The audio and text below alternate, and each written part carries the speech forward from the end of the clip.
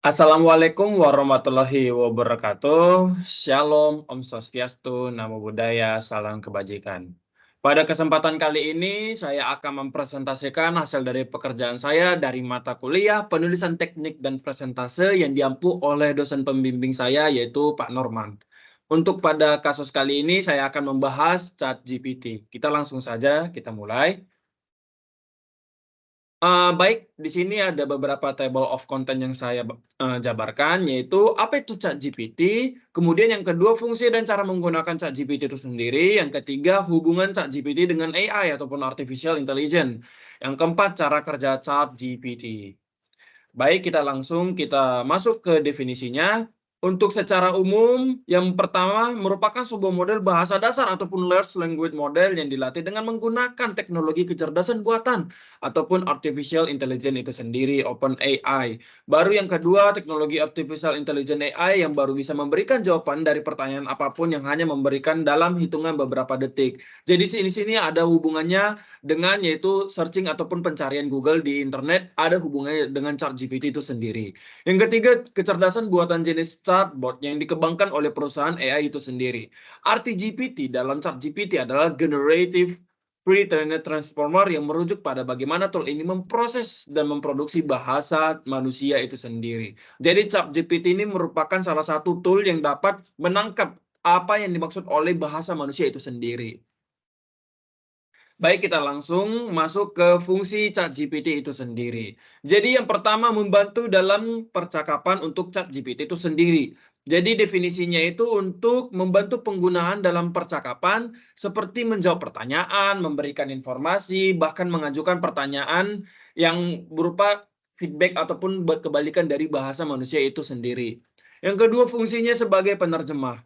ChatGPT dalam membantu dapat menerjemahkan teks lain, teks dari satu bahasa lain yang membantu orang untuk berkomunikasi ataupun menyampaikan isi sesuatu dalam bahasa yang tidak mereka kuasai.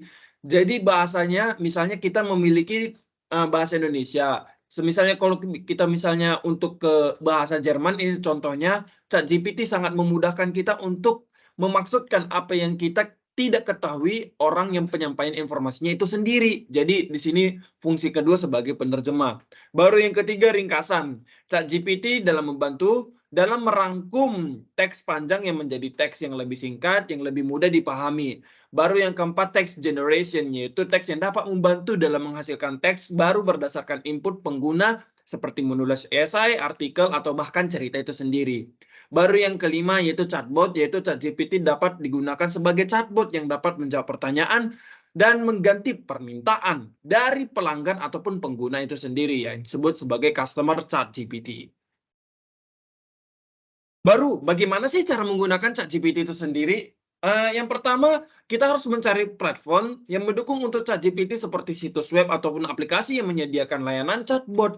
Salah satu contohnya adalah platform chatbot yang disediakan oleh AI. Ini chatbot ini merupakan salah satu aplikasi yang jarang banget kita dengar, tapi yang paling umum dan spesifikasi adalah media internet itu sendiri, yaitu seperti Mozilla Firefox, Google Chrome, dan masih banyak lagi. Yang kedua, mulai percakapan dengan ChatGPT dengan mengirimkan pesan pertama. Anda bisa menanyakan apa saja yang ingin Anda tanyakan. Baru yang ketiga, setelah menerima pesan Anda, ia akan mencoba untuk memahami dan mengertiin bahasa kita pertanyaan Anda dengan memberikan jawaban yang sesuai dengan pertanyaan yang kita inginkan. Jawaban yang dapat berupa teks ataupun informasi, yang lain yang lebih relevan, dan dengan pertanyaan yang kita sendiri itu buat. Baru yang berikutnya, jika jawaban yang dituntun kurang jelas atau tidak memuaskan, coba untuk memberikan informasi tambahan ataupun mengajukan pertanyaan lain untuk mendapatkan jawaban yang lebih baik dan yang lebih relevan pastinya. Baru yang berikutnya, terus berinteraksi dengan ChatGPT untuk mengeksplor fitur-fiturnya, untuk memanfaatkan kemampuan sumber daya yang tersedia. Anda juga dapat mengunjungi situs web ataupun forum pengguna untuk mencari tips dan lanjutan yang lebih lanjut lagi. Baik, untuk secara sekilasnya hubungan ChatGPT dengan AI itu sendiri seperti yang sudah saya bahas di definisinya itu tadi, yaitu merupakan bagian dari teknologi artificial intelligence atau AI yang dapat digunakan untuk interaksi percakapan dengan manusia melalui pengguna device, pengguna komputer bahkan handphone juga. Jadi device ini banyak, ada seperti mobile phone, laptop, komputer ataupun PC dan masih banyak lagi. Jika kita belum pernah menggunakan chatbot, maka layanan ini sama seperti dengan ChatGPT.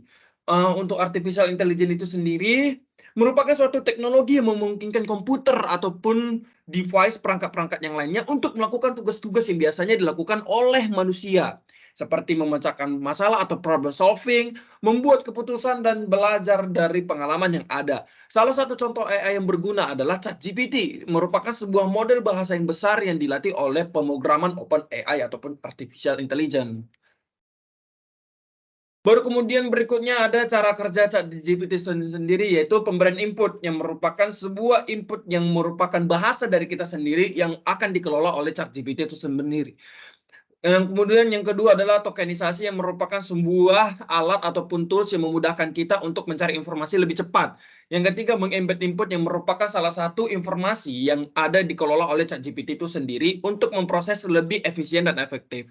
Yang keempat, pemrosesan model, yaitu merupakan suatu model dalam suatu kasus di mana kasus tersebut akan dikelola lebih efisien mungkin.